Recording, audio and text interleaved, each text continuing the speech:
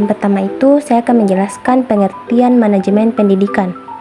Nah, adapun pengertian dari manajemen pendidikan adalah suatu proses pengelolaan yang terintegrasi dalam dunia pendidikan untuk mencapai tujuan pendidikan yang efektif dan efisien.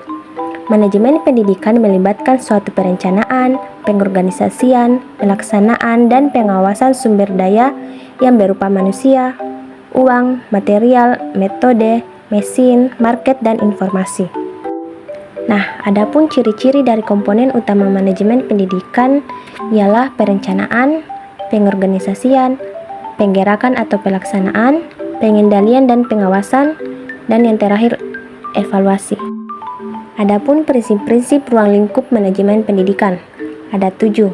Yang pertama itu efisiensi, efektivitas, keterbukaan, akuntabilitas, kepemimpinan yang demokratis, koordinasi, dan berkesinambungan. Nah, seperti yang kita ketahui, peran utama dari manajemen pendidikan ada 6.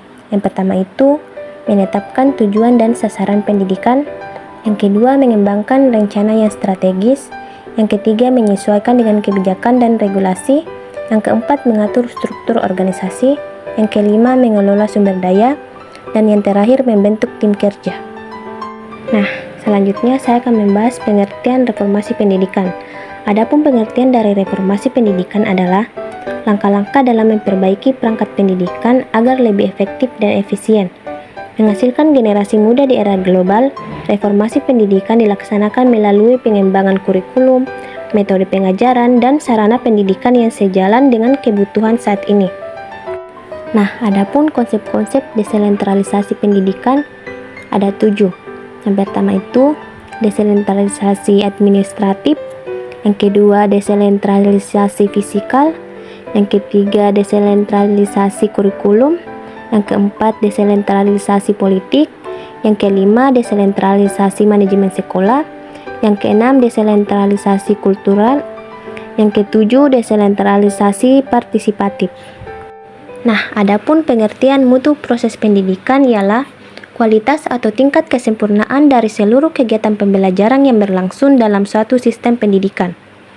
Ini mencakup bagaimana proses belajar mengajar dirancang, diimplementasikan, dievaluasi untuk memastikan bahwa tujuan pendidikan tercapai secara efektif dan efisien.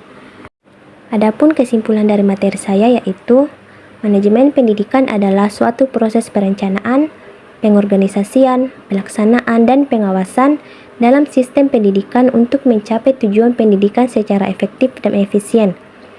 Sedangkan reformasi pendidikan adalah upaya sistematis untuk mengubah dan meningkatkan sistem pendidikan agar lebih responsif terhadap perubahan sosial, ekonomi, dan teknologi.